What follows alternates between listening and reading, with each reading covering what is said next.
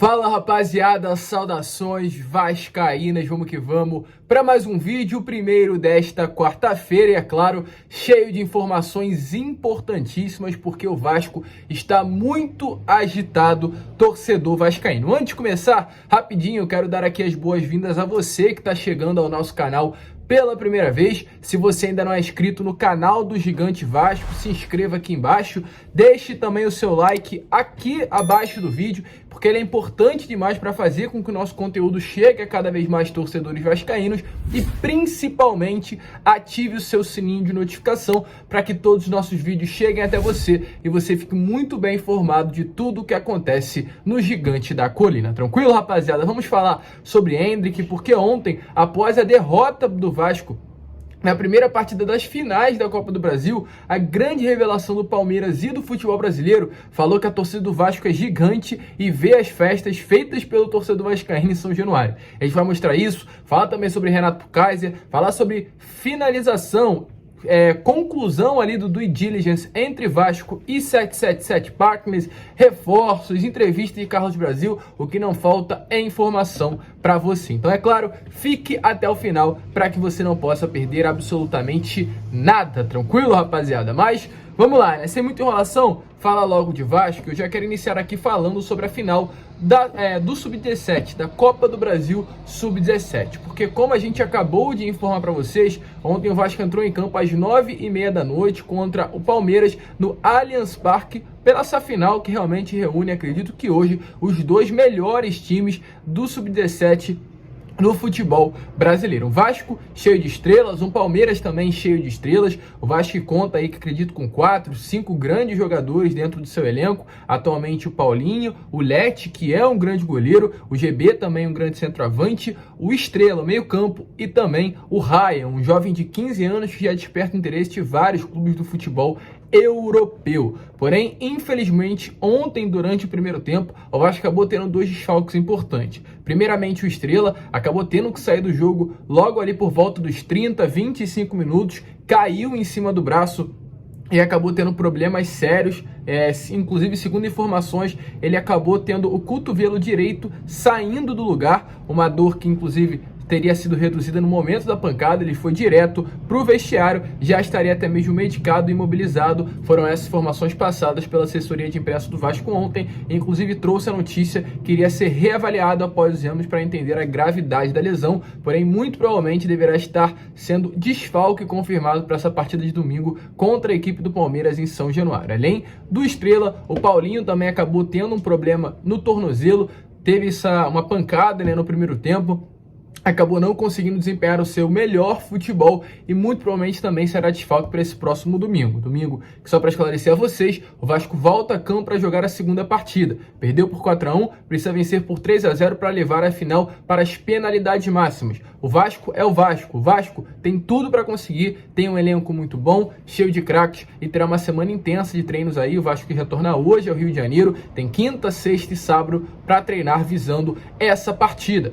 Porém, o que mais marcou de fato, durante, acredito que a grande parte desta transmissão do jogo entre Vasco e Palmeiras, foi uma fala do Endrick, a grande revelação não somente do Palmeiras, mas do futebol brasileiro. Ele elogiou muito tanto Vasco como São Januário, quanto também o torcedor vascaíno. Então, fala daí, Endrick, o que você acha do Gigante da Colina? O Palmeiras ganhar, e sair com uma boa vontade, porque o Vasco é um time muito bom, em São Januário é gigante, a torcida deles também é fenomenal, dá pra ver na TV, então vamos agora trabalhar muito para domingo que vem, 11 horas, a gente chegar bem e poder fazer um placar bom também, e ser campeão.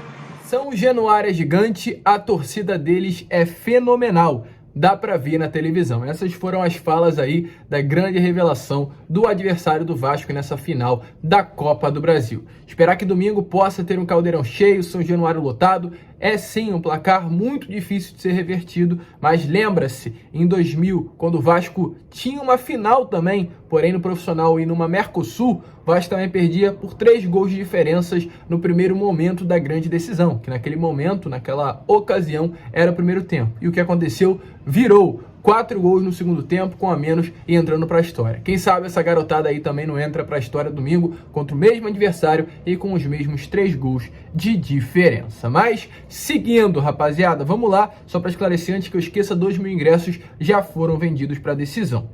Se tratando agora sobre SAF, porque ontem o Vasco anunciou uma informação importante sobre esse processo de venda de 70% da SAF do Vasco, a empresa norte-americana 777 Partners. As informações que chegaram é que após 4 meses de trabalho, a due diligence foi concluída. A due diligence é o processo, no caso que a empresa norte-americana 777 Partners fez com o Vasco, de conhecer por completo a parte que será entregue à empresa norte-americana após a venda da SAF. Os contratos estão em fase de assinatura, segundo a nota oficial do Vasco, entre o Brasil e Estados Unidos. Após essa mistura de contratos, após aí essa fase final de assinatura, a proposta oficial estará chegando e sendo entregue àquele conselho da SAF que foi montado aí por conselheiros que estarão analisando esse contrato e dando um parecer aos sócios que estarão presentes, tanto na GE quanto também no Conselho Deliberativo, dando ali o parecer também sobre essa mesma proposta.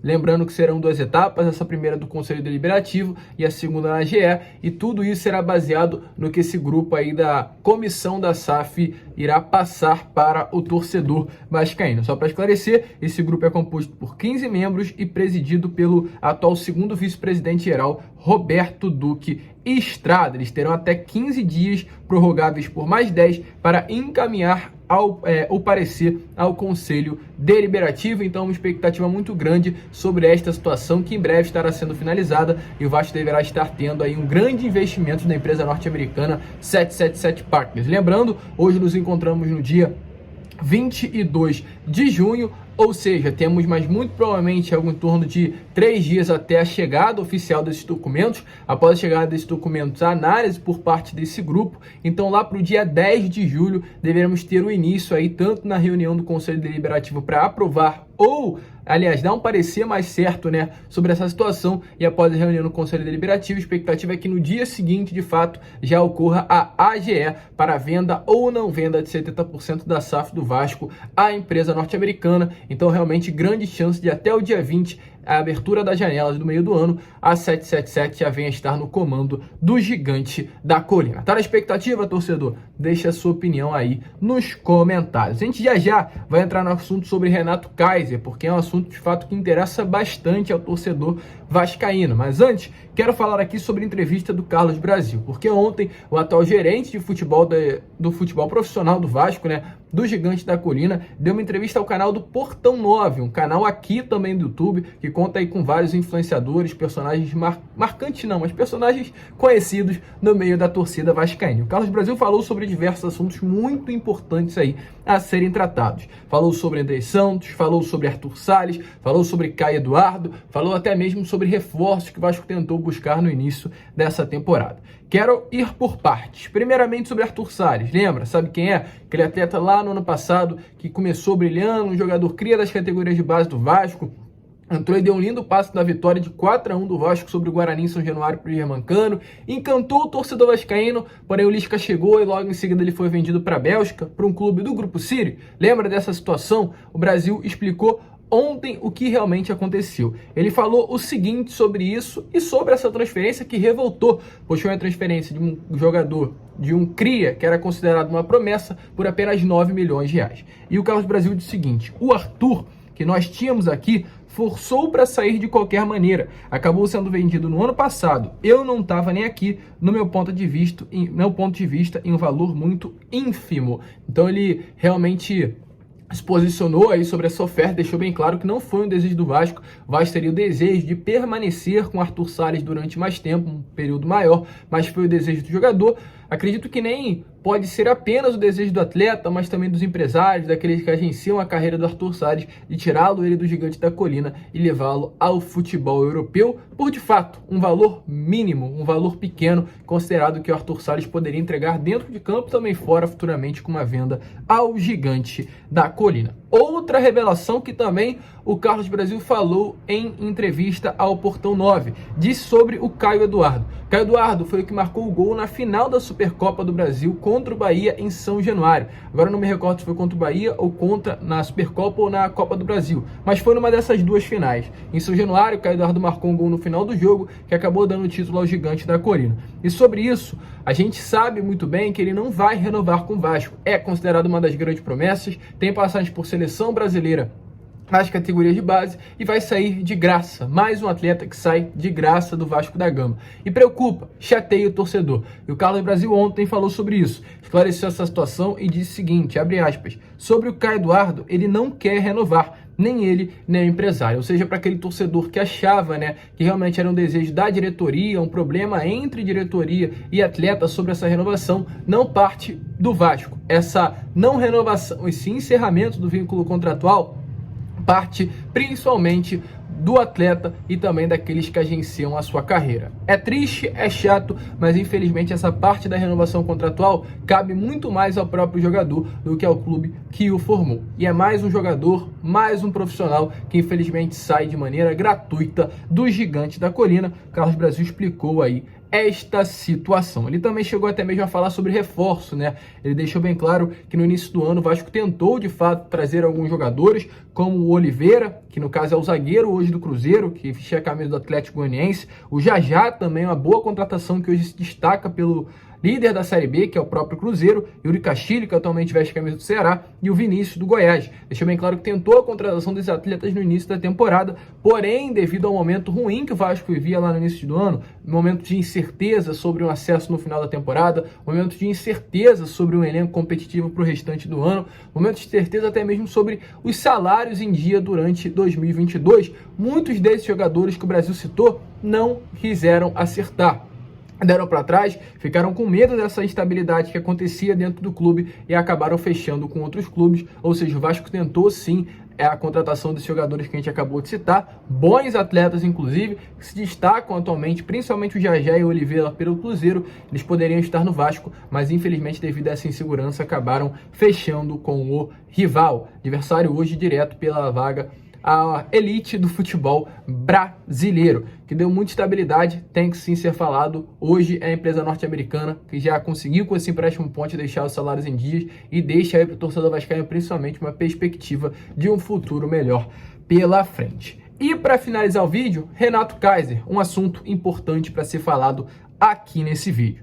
Há algum tempinho atrás a gente trouxe a informação que de fato Renato Kaiser está de saída do Fortaleza e poderia até estar ali interessando a diretoria vascaína. Por quê? Porque é um atleta jovem, um atleta com perspectiva de crescimento e é um atleta cria das categorias de base do Vasco. É um atleta que conhece muito São Januário. Aquele jogador que muitas empresas aí, reportagens, jornalistas falam que conhecem os caminhos ali do gramado do nosso Caldeirão. Esse é o Renato Kaiser, um ditado popular aí, no meio futebolístico. E o que acontece? Últimas informações sobre o jogador. Está insatisfeito no Fortaleza e não deve permanecer no Leão nesta temporada de 2022. A ideia do Leão do PC é vendê-lo, inclusive, já nessa janela do meio do ano. Ele tem uma passagem ruim pelo Fortaleza, uma expectativa muito grande foi colocada em cima do Renato Kaiser. Para vocês terem noção, ele foi a maior contratação do futebol cearense com relação a valor, uma compra por 6 milhões de reais junto ao Atlético Paranaense, e tudo aquilo colocado em cima do Renato Kaiser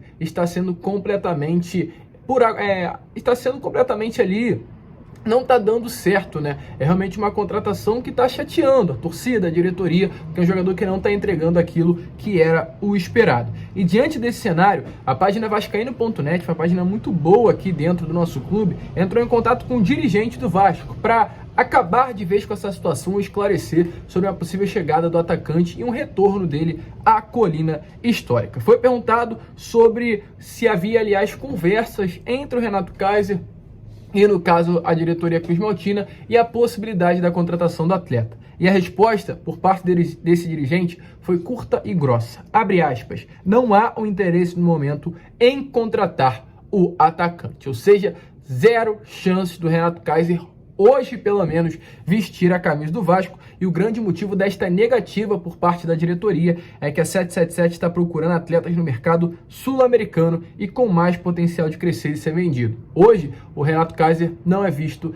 dessa maneira. Ontem a gente já trouxe informações sobre o atacante uruguaio de 23 anos que desperta o interesse. A empresa norte-americana teria prometido aos seus agentes que iriam investir em 50% dos seus direitos econômicos, iriam comprar o atleta junto ao Godoy Cruz. Ou seja, já tem o alvo no mercado, e acredito que não apenas esse, como outros, e com certeza, como disse esse dirigente, um desses não é o Renato Kaiser. Valeria a pena uma contratação? Valeria a pena pagar 5, 6 milhões, 4 pelo Renato Kaiser? Deixe a sua opinião aí nos comentários, torcedor. Porém, se você queria a chegada do atleta ao Gigante da Colina, por enquanto não é a ideia da empresa norte-americana. A gente fica por aqui. Esse foi o primeiro vídeo do dia, o Acorda Vascão, gravado na madrugada de quarta-feira, e ainda hoje, por volta do meio-dia e 1h, retornaremos com mais conteúdo para vocês. Um grande abraço a todos, vamos que vamos, fiquem com Deus, como eu sempre falo aqui no canal, e é claro, saudações vascaínas.